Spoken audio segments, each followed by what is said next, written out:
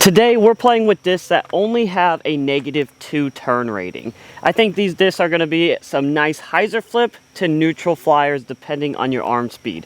Let me show you what we got. We have the Scorch as our distance driver, one that I absolutely love. Fairway driver is going to be the Essence. If I remember correctly, this is a pretty far flying fairway driver. We got two mid-ranges today. First we have the Detour, pretty new to me anyway, 5.5 -2.1, and to back that up, we have the Mana, which I believe are identical flight numbers. Our putter of choice is going to be the Fierce, and I'm also going to be putting normal with my Warden, so that's the only cheating disc we have here that is not -2. But I feel like a -2 is a pretty good turn rating for us amateurs who want to try to get a nice little hyzer flip out of them, or thrown flat, just get a nice turn that comes back a little bit. Of course, it depends on your arm speed. It also depends on that fade that it has on the back end.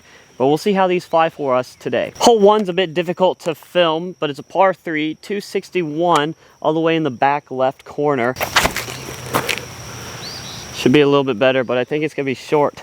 A lot of times I feel like this hole is a pretty difficult one to get to from at least the white pad, just because you gotta get a little bit lucky. I threw those way too high. They're just gonna hit branches and fade out. We'll try to give this a little forehand bid. Oh, baby. Hole 2 here at a par 4, 432 feet. I'm just gonna try to get the Scorch to flip up a little bit down this right side gap. Hopefully it hyzers a little left and we'll make something happen when we're down there. That's why I love the Scorch so much. Oh my gosh. That's also why you don't talk too soon. Okay, originally what I was going to say is that's why I love the Scorch so much, is because you can see a nice little flip up and it just goes dead straight. A lot of times if you throw it a little bit harder, you can get turn out of it, but on this hole, I didn't want any turn. I thought it was past that tree, but I ended up nicing myself. Gnarly kick that I got here. I'm gonna try to throw the Detour on a little bit of Anheuser forehand, see if we can get it over there. I've never forehanded this disc. Stable out a little. Put it on just a little bit too much Anheuser, but honestly, this is a pretty good look from where I was at. If I can capitalize on the putt, it'd be a nice birdie save. Drop. We love that band. We got hole 3 here, another par 3, 426. They just had a tournament here over the weekend, so all these pin positions I think are pushed back to the longer positions. But on this one, there's an opening up there where we really need to get to. I would typically throw Scorch, I would think, but just because we just threw it, I'm gonna go with the Zen 2 instead. Just try to put one out there. If I'm short of the gap, I'd rather be left. Oh, that is so low. All right, we are going to play that one, but I'm going to throw the Scorch as well.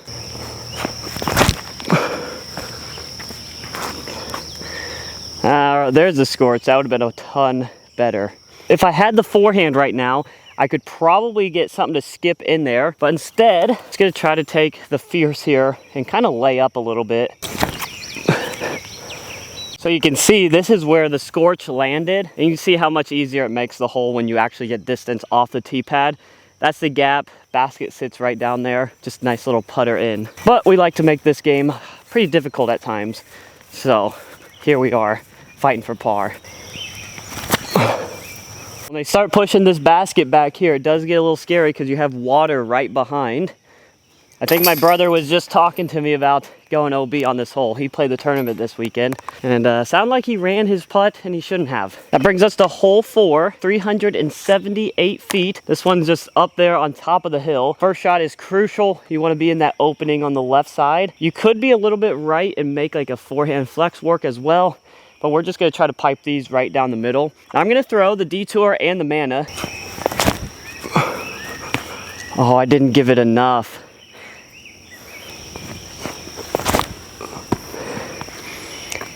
So I threw that basically the same power, and you could see the Mana actually flip up to flat. You really don't have to throw the Mana hard at all to really see the turn or get the turn out of it.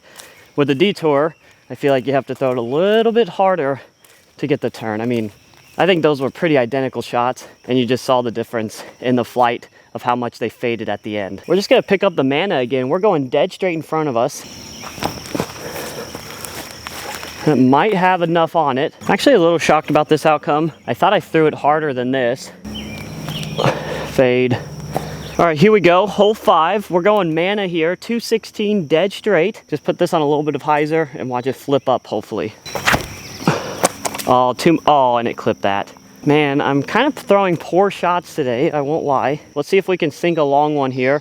We have a couple of trees in front of the basket and behind, which kind of helps me guide the putt a little bit better. I think that kind of helps with distance control and the line. Oh, good line. Just need it a little bit further. Yep, that's about how the round's going. All right, guys, I'm hoping to put my first birdie on the board here.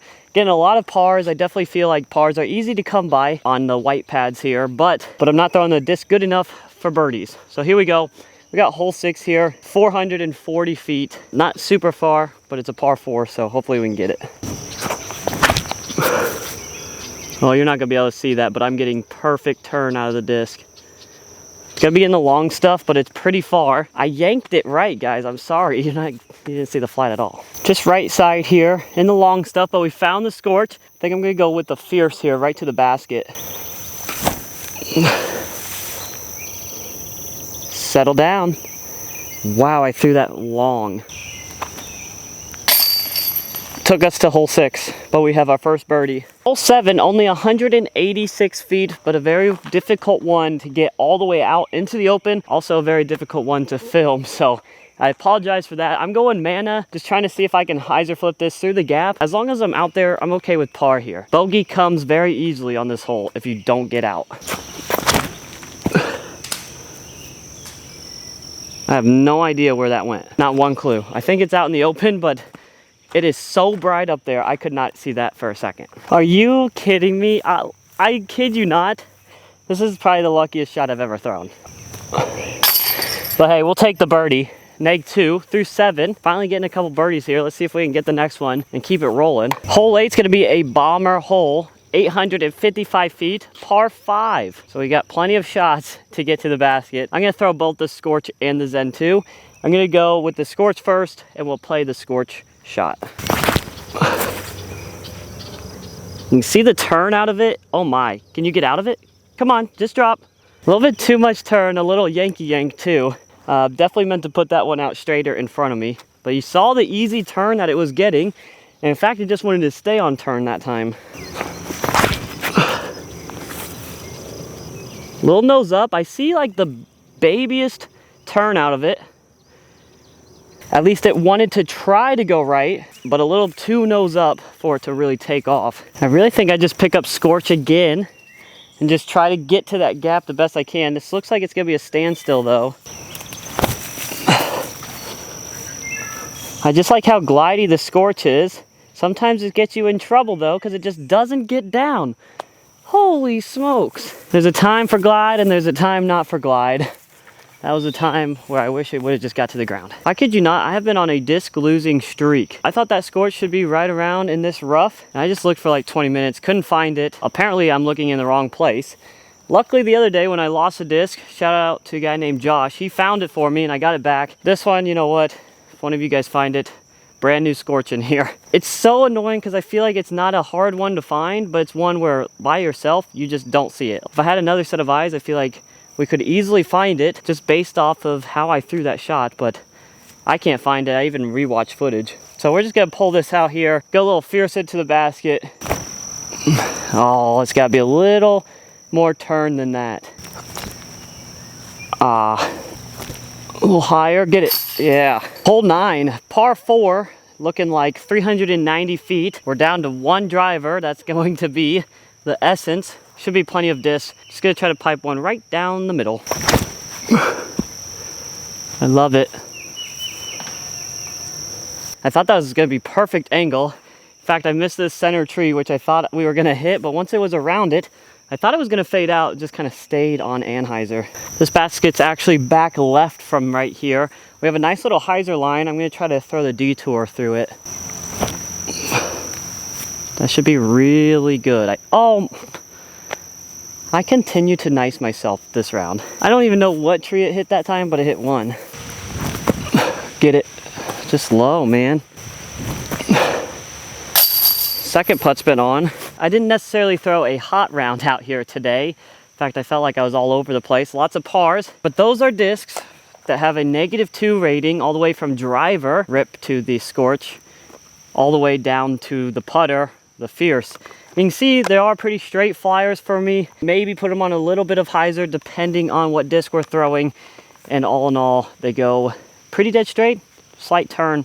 I really like the -2 turn with a low fade. I feel like those are good flight numbers for me and how I play. But anyway, I hope you could find something enjoyable about this video. Make sure to hit that like and subscribe button, and we will see you on the next one.